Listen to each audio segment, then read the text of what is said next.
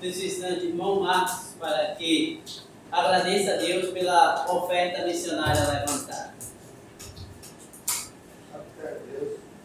Obrigado, Senhor, por esse dia de Jesus. Amém, Jesus. Obrigado por agradecer pela oferta levantada. Amém, Jesus. Para os funcionários. Amém, Onde Jesus. eles estiverem, o Senhor sabe a necessidade deles.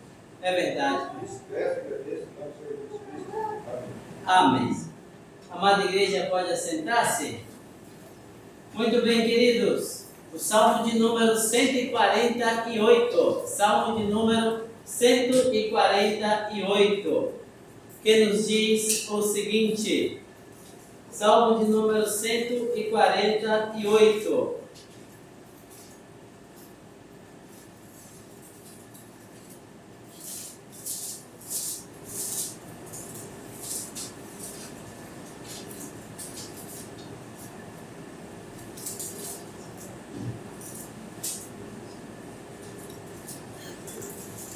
Salmo de número 148, a partir do verso 1, diz assim: Aleluia!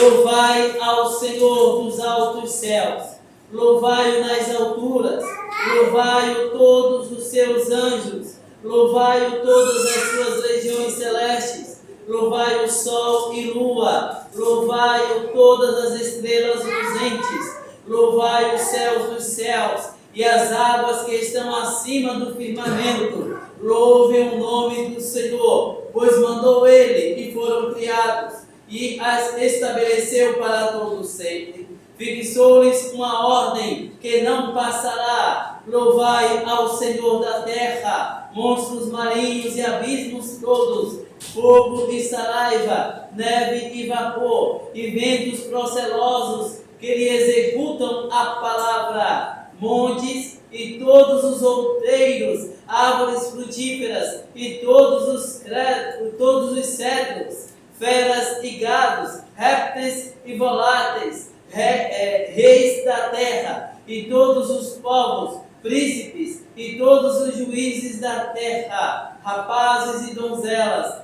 velhos e crianças, louvem o nome do Senhor, porque só o seu nome é excelso. A sua majestade é acima da terra e do céu. Ele exalta o poder do seu povo, o louvor de todos os seus santos, dos filhos de Israel, povo que lhe é chegado. Aleluia. Muito bem, queridos meus nobres irmãos, somos chamados, somos exortados a abrirmos os nossos lábios no propósito de louvar, de bendizer ao Senhor. É interessante que dentro da perspectiva criacionista, se diz que Deus trouxe todas as coisas à existência apenas pela palavra do seu poder. Disse Deus, haja e houve. E assim, a teologia chama isso de criação ex nihilo, ou seja, trazer a existência sem uma matéria pré-existente. Daí você tem uma outra corrente chamada de teoria evolucionista, desenvolvida por Charles Darwin, onde, segundo a sua teoria, que alguns chamam de ciência, segundo essa teoria, uma determinada molécula ela foi se condensando até que chegou ao seu estágio máximo e ela explode, e a partir dessa explosão, conhecido também como Big Bang ou Big Bang, e aí as coisas simplesmente passam a existir e entram agora em um processo de desenvolvimento.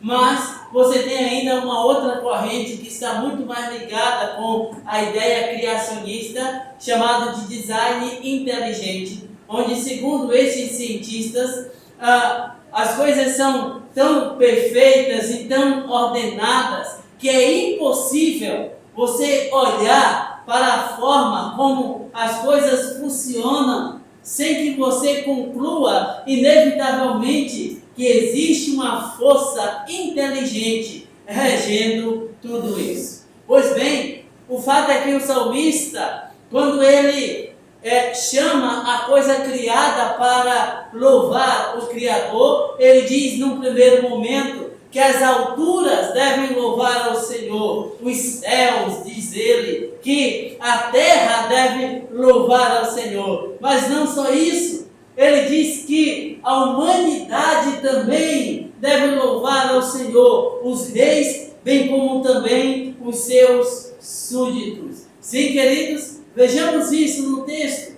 Quem deve louvar ao Senhor? Versos 1 e 7. Aí no primeiro momento, versos 1 e 7, que diz assim: Aleluia! Louvai ao Senhor do alto dos céus, louvai-o nas alturas. Verso 7. Louvai ao Senhor da terra, monstros marinhos e abismos todos. Sim, meus queridos, observe que no verso primeiro ele exorta as alturas, os anjos, a que louvem, a que bendigam ao Senhor.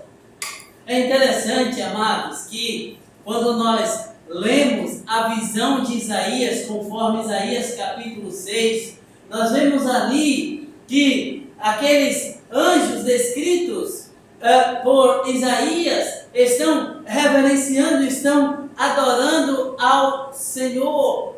E aí o salmista ele continua a sua fala, a sua chamada, e ele diz que a terra agora deve louvar ao Senhor. Ele diz: louvai-o na terra. E aí ele traz em destaque todos os seres criados. E aí é interessante que tanto nas alturas quanto na terra, até mesmo os seres inanimados louvam ao Senhor. E isso faz um coro com aquilo que nós lemos lá no Salmo 19, quando o salmista diz: os céus proclamam a glória de Deus e o firmamento anuncia a obra de suas mãos. Ah, meus queridos, meus amados irmãos, tudo, exatamente tudo, foi trazido à existência para louvar, para bendizer o Criador. Ele é digno, sim, de toda a adoração. Seres viventes e inanimados são intimados a que louvem o Criador. Deus deve ser louvado por aquilo que Ele é, bem como também por aquilo que Ele faz. Sim, Ele deve ser louvado pela sua soberania e pela sua graça manifestada por meio de Cristo na criação. À medida em que conhecemos ao Senhor, na medida em que nos relacionamos com o Senhor, muito mais nos dispomos para louvar, para bendizer aquele que está entronizado. Veja comigo, por favor, Romanos capítulo 11. Romanos capítulo 11, a partir do verso de número 33. Romanos 11, a partir do verso de número 33. Romanos 11, 33 em diante diz assim: ó profundidade da riqueza, tanto da sabedoria quanto do conhecimento de Deus, quão insondáveis são os seus juízos e quão inescrutáveis os seus caminhos. Quem, pois, conheceu a mente do Senhor? Ou quem foi o seu conselheiro? Ou quem primeiro deu a ele, para que ele venha a ser restituído? Porque dele, por meio dele e para ele são todas as coisas. A ele, pois, a glória eternamente. Amém. Porque dele, por ele e para ele são todas as coisas. A ele, pois, glória eternamente. Amém. Sim, meu amado irmão, minha amada irmã, tudo, absolutamente tudo foi trazido à existência para louvor e glória do Criador. É por isso que o salmista, ele chama a atenção dos seus leitores a que estejam atentos a esta realidade. Mas não só isso, o Senhor deve ser louvado por ordenar todas as coisas. No verso de número 6 aí do nosso texto base, Salmo 148, diz assim: e os estabeleceu para todo o sempre. Fixou-lhes uma ordem que não passará. Fixou-lhes uma ordem que não passará. Isso aqui é bastante interessante. Quando o salmista diz que o Senhor fixou uma ordem e que não passará, você precisa ter em mente aqui duas ideias que são tanto teológicas quanto filosóficas. No primeiro momento, você precisa pensar na ideia do deísmo. Deísmo com D ditado. E aí, o que ensina o deísmo? O deísmo diz que Deus trouxe todas as coisas sim à existência, mas que simplesmente largou, tá? Para que as coisas naturalmente se organizassem.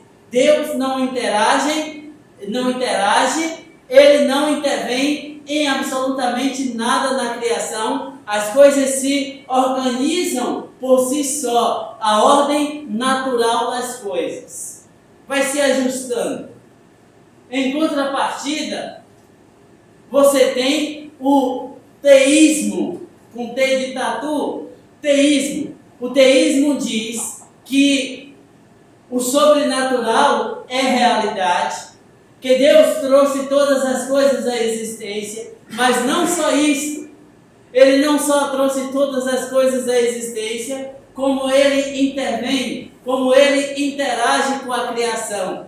Quando você pensa no teísmo, você precisa pensar no ateísmo, não Deus. E aí, isso é bem interessante, porque o teísmo, ele diz que Deus trouxe todas as coisas à existência e está no controle. É interessante que lá em João, capítulo 5, verso 17, Jesus diz assim, olha, vamos abrir lá, Evangelho de João, capítulo 5, o verso 17. Observe o que Cristo diz lá em João 5, 17. Ele expressa-se assim.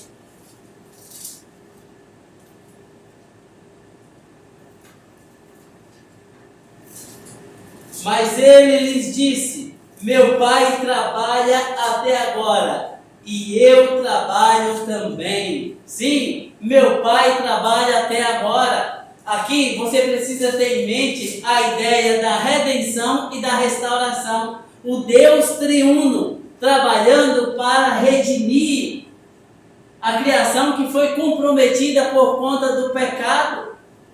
E aí Cristo diz que o Pai trabalha até agora, bem como também Ele também trabalha.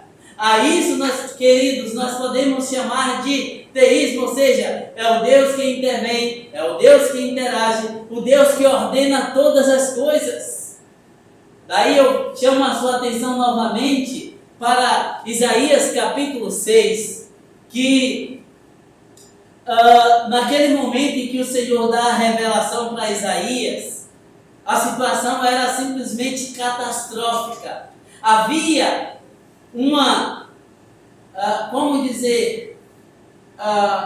a vida espiritual daquele povo estava destruída, a vida econômica daquele povo estava destruída, a vida social daquele povo estava arrebentada, e naquele instante, Uzias, que era a referência para aquelas pessoas, morre.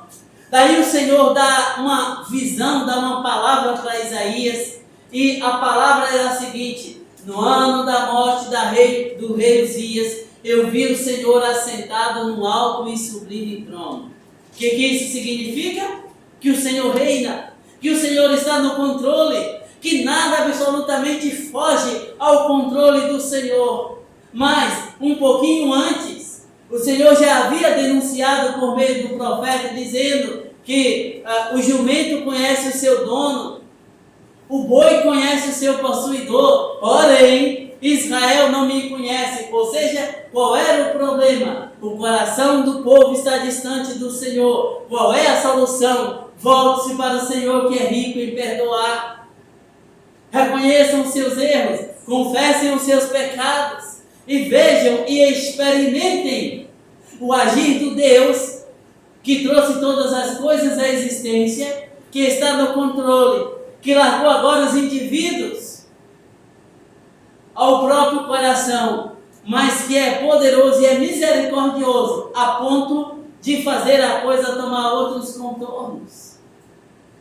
É exatamente isso que o salmista está dizendo aqui, queridos. Fixou-lhes uma ordem que não passará. Sim, o Senhor ordena todas as coisas. O Senhor está no controle de todas as coisas. Não há absolutamente nada que fuja ao seu controle, inclusive envolvendo a minha e a sua vida.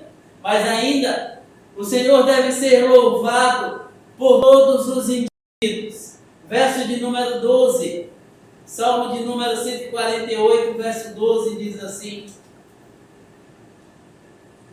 rapazes e donzelas, velhos e crianças. Sim, é interessante que os catecismos, eles enfatizam que nós fomos trazidos à existência para o louvor e glória de Deus. Breve catecismo. Primeira pergunta: qual é o fim principal de todo homem? Louvar a Deus e gozá-lo para sempre. Sim, é por isso que o salmista aqui, ele destaca os dois sexos, ele destaca as diferentes faixas etárias, ele abrange toda a humanidade. Ele diz rapazes e donzelas, velhos e crianças, todo ser que respira louve ao Senhor. Quem deve adorar ao Senhor? As crianças devem adorar ao Senhor. As crianças devem louvar ao Senhor. Os jovens devem louvar ao Senhor. Os velhos devem louvar ao Senhor. Todos, absolutamente todos, têm a responsabilidade de ser um instrumento para o louvor e para a glória de Deus. Pois nele nós vivemos, nos movemos e existimos. Porque dele, por ele e para ele são todas as coisas. É por isso que se diz com bastante clareza que a nossa vida deve visar o louvor e a glória de Deus. É por isso que o apóstolo Paulo, lá em 1 Coríntios, capítulo 10, verso de número 31, ele diz: portanto, quer comais, quer bebais, ou façais qualquer outra coisa, fazei tudo para a glória de Deus. Ora, meus queridos, toda e qualquer coisa que nos motive, que não seja louvar e glorificar o Criador, não passa de mero equívoco.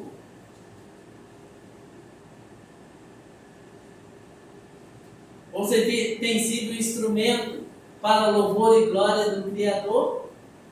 Você deve pensar todos os dias a respeito disso, todos os dias. Mas ainda, o Senhor deve ser louvado por causa do seu nome. Verso de número 13 diz assim, do nosso texto base aí. Verso 13: louvem o nome do Senhor, porque só o seu nome é excelso. A sua majestade é acima da terra e do céu. Sim, louve o nome do Senhor, porque o seu nome é excelso. É fato que existe majestade na criação, mas essa deve apontar, conforme já disse, para a glória do Criador. E aí, meus queridos, é bem interessante nós atentarmos para o termo Yahvé e as suas implicações, pois a Bíblia está repleta de registros daquilo que Deus é e faz na sua criação. Porém, é bem interessante nós atentarmos para o fato de que, mesmo Deus sendo aquele que é excelso, que está acima de todos, Ele é servido em ser adorado por seres imperfeitos, assim como nós. Sobretudo porque o Senhor se deu a conhecer. Se por um lado Ele é o totalmente outro, no sentido de ser de uma composição diferente de nós, Em contrapartida também, ele é aquele que se dá a conhecer. Ele é o Elion, ele é o Yahvé Irê, é o Yahvé Shalom, Yahvé Tzikenu, Yahvé Roi, Yahvé Tsabaote. Ele se dá a conhecer. E todos esses nomes compostos manifestam na verdade não só aquilo que Deus é, mas que também Ele faz na vida do seu povo. É o Elion, Deus eterno, Yahvé Irei, Senhor. O Senhor é a nossa bandeira, Yahvé Shalom, o Senhor é paz, Yahvé Tzikenu, Senhor, justiça nossa, Yahvé Roi, o Senhor é o nosso pastor, Yahvé Tsabaote, é o Senhor que guerreia por nós. Ah, meus queridos, o termo Yahvé, o nome Yahvé, descreve o Senhor que entrou em aliança com o seu povo. Por isso que o salmista faz referência a um nome do Senhor e diz que o nome do Senhor é excelso.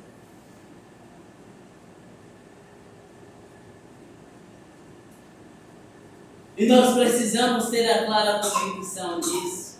E aí, claro, o salmista conclui a sua chamada, fazendo referência ao povo de Deus.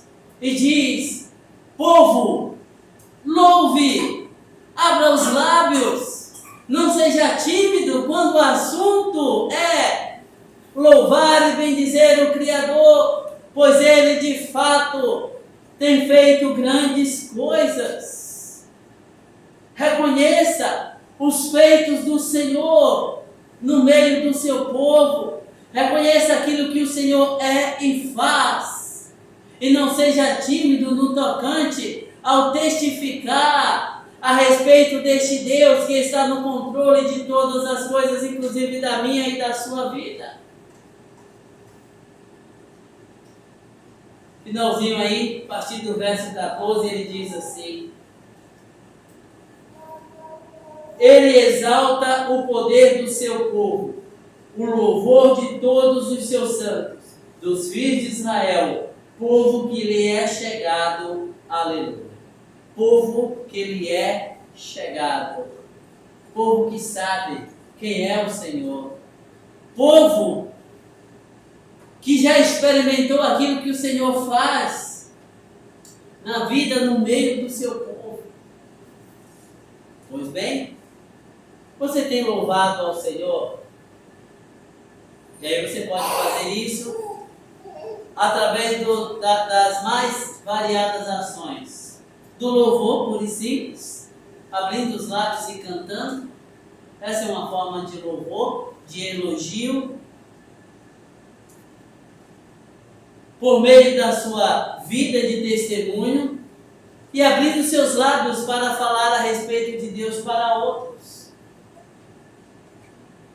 Grandes coisas tem feito o Senhor a estes, de fato. Grandes coisas tem feito o Senhor por nós, por isso estamos alegres. Salmo de número 126. Igreja, louve ao Senhor. Igreja, faça dos seus lábios um instrumento para louvor e glória do Criador. Todo ser que respira, louve ao Senhor. Salmo 150. Louve ao Senhor nas alturas, na terra, reis e súditos. Louve ao Senhor.